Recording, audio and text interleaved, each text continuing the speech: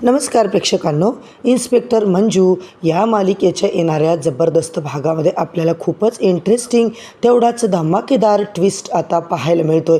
होय मित्रांनो, इकडे मात्र आपण बघितलंय की मंजूच्या अंगावर आता गोळी झाडलेली असते त्या तात्याने, आणि तीच गोळी आता सत्याने स्वतःच्या अंगावर झेलून मंजूचा जीव मात्र वाचवलाय। होय मित्रांनो, फायनली मंजूने मात्र आता तात्यासाहेबांवर अशी काही बंदूक ताणली आहे ना की तात्यासाहेबांचा जीव आता चांगलाच टांगणीला लागलाय। इकडे मंजू मात्र तिच्या पोलीस ऑफिसर सगळ्या टीम सोबत आता त्या कारखान्यावरती चांगली धाडस टाकते। आपण पाहतोय अनुष्का मॅडम मात्र त्यांच्या मागे निघाली आहे, परंतु त्या कारखान्यावरती अजिबात पोचल्या नाहीयेत। तिकडे गेल्याच्या नंतर तात्यासाहेब सापडतच नाही। एक व्यक्ती अगोदरच तिकडे बंदूक घेऊन बसतो। सत्य देखील आता मंजूच्या मागे आलेलाच असतो आणि आपण पाहतोय सत्य मात्र मंजूचा जीव वाचवतो। म्हणजे तो व्यक्ती अगोदरच मंजूवर गन रोखून बसलेला असतो। मंजूवर आता तो गोळी झाडणारच तेवढ्यात सत्य मात्र तिकडे येतो आणि त्या व्यक्तीचा पाठलाग करतो आणि मंजूचा जीव तर वाचतो, तो व्यक्ती मात्र तिकडून पळून जातो। तर मित्रांनो, मालिकेमध्ये खूप मोठा ट्विस्ट आलाय आणि ट्विस्ट काय आहे, मालिकेमध्ये तात्यासाहेबांची मुलीची एंट्री सुद्धा आपल्याला पाहायला मिळणार आहे। तात्यासाहेबांची मुलगी म्हणजे पूर्वा पाटील तिकडे आली। प्रेक्षकांनो, आपल्याला माहीतच आहे ती आता इन्स्पेक्टर आहे आणि ती मंजूला सीनियर असणार आहे। आता मालिकेमध्ये अनुष्काला जे आहे ते मात्र प्रमोशन पाहिजे होतं ना, त्यासाठी तिने हा सगळा डाव रचलेला होता। अनुष्का पाटील अगोदरच मंजूला या ठिकाणी त्रास देत होत्या आणि इतकंच नाही आहे तर आर्यनला सोडून त्यांना द्यायचं होतं, आर्यनला पळवून लावायचं होतं। हेच आपण पाहतोय की त्या मुंबईला आता पळून गेल्या आणि स्वतः पूर्वा पाटील आता मात्र मंजूचा भयंकर छळ करताना आपल्याला दिसणार आहे। होय मित्रांनो, तात्यासाहेबांची सख्खी मुलगी पूर्वा पाटील आर्यनचा बदला घेताना आपण पाहणार आहोत। हे मात्र आता पाहणं खूपच रंजकदार ठरणार आहे। मित्रांनो, आजचा भाग इतका इंटरेस्टिंग दाखवला आहे ना, शेवटपर्यंत नक्की बघा। चॅनलवरती नवीन असाल तर चॅनलला सबस्क्राईब करा, व्हिडिओला लाईक करा। तर मंडळी, आजच्या भागाच्या सुरुवातीला आपण आता काय पाहतोय, इकडे मंजू आणि सत्य समोरासमोर येतात। त्यांच्या समोर मात्र तात्यासाहेबांचा सुद्धा खरा चेहरा आलेला आहे। आता मात्र आपण पाहतो तर काय, इकडे मंजू जेव्हा कारखान्याला आलेली आहे तेव्हा अनुष्का गायब, कुठेही दिसत नाही। मंजू त्या लोकेशनवर पोहोचली, सगळीकडे शोधाशोध करते, कोणीही तिला सापडत नाहीये। ती बंदूक घेऊन सगळे आता बाहेर येतात आणि ती म्हणते, हे बघा, आपण सगळ्यांनी इकडे आता इकडून चांगलं पसरवायचं आणि सगळ्यांना पळवून लावायचं, हे सगळं करायचं। सगळं मंजू आता पोलीस लोकांना इन्स्ट्रक्शन्स देत असते। इकडून मात्र प्रेक्षकांनो, सत्य पण निघालेला आहे, जयदीपला सुद्धा तो घेऊन निघाला आहे। जयदीप आता गाडी काढतो आणि ते दोघे तिकडून कारखान्याकडे यायला निघत असतात आणि ते दोघं जेव्हा जातात, आता लगेच प्रेक्षकांनो सत्य विचारतो जयदीपला, लोकेशन कुठे? जयदीप त्याला लोकेशन सांगतच असतो। सत्य आता त्या लोकेशनच्या नुसार गाडी घेत असतो। जेव्हा प्रेक्षकांनो आपण पाहतोय सत्य आणि जयदीप त्या लोकेशनवर पोहोचतात, ते लोक मंजूला बघतात। मंजू बरोबर आता गन शॉटवर नेम धरून बसलेली असते।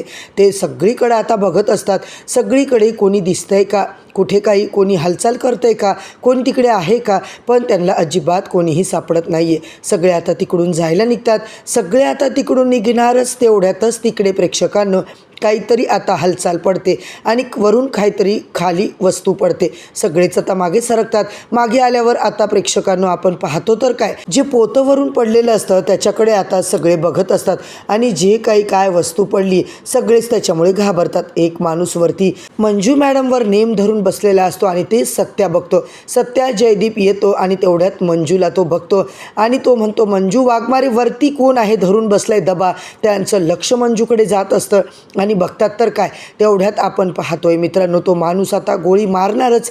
तेवढ्यातच सत्य आता मंजूच्या समोर उडी मारतो, मंजूला ओढतो आणि त्या गोणीवर पडतो। तिकडे पडल्यानंतर मंजू सत्य आता सगळे तिकडे जमा होतात। तो गुंड तिकडून पळून जातो आणि मंजू जवळ आता सगळेच येतात। मंजू मॅडम, तुम्ही ठीक आहात ना? तुम्हाला काही झालं तर नाही ना? तुम्हाला गोळी तर लागली नाही ना? मंजू म्हणते, मी ठीक आहे, तुम्ही आता माझी काळजी करू नका आणि त्याचा पिच्छा करा, तो इथून सटकला नाही पाहिजे। मंजू सत्य आता म्हणतात, आपल्याला तो गुंड कुठे आत्ताच्या आत्ता शोधावं लागेल, काही करून त्याला शोधायचंच आहे। आणि आता सगळेच त्याला शोधायला निघतात, त्याचा पाठलाग करतात।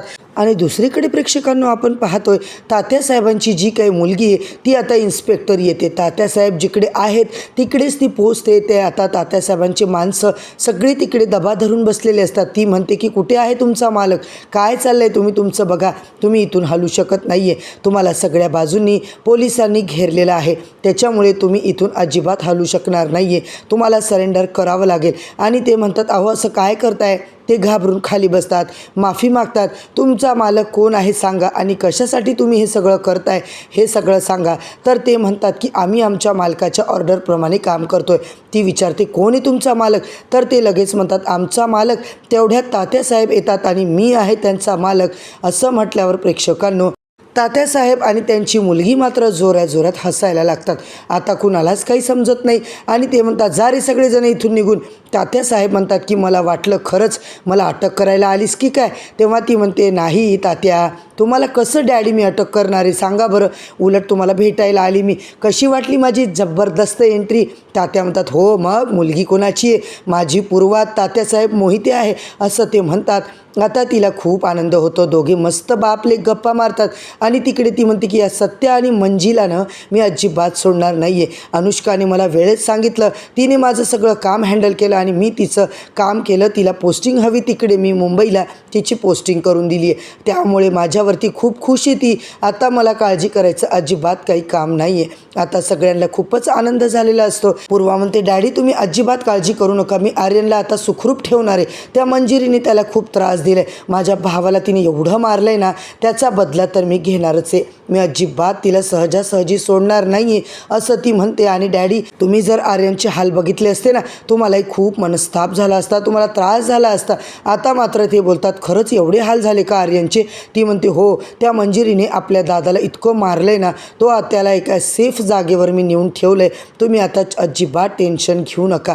तर मंडळी आजचा भाग तर इथे संपला आहे. आता उद्याच्या भागामध्ये आर्यनचा बदला घेण्यासाठी पूर्वा आता काय करणार आहे, सत्या मंजूचा कसा बदला घेणार आहे, हे सगळं पाहणं खूप रंजकदार ठरणार आहे. मित्रांनो चॅनलवरती नवीन असाल तर सबस्क्राईब करा, व्हिडिओला लाईक करा.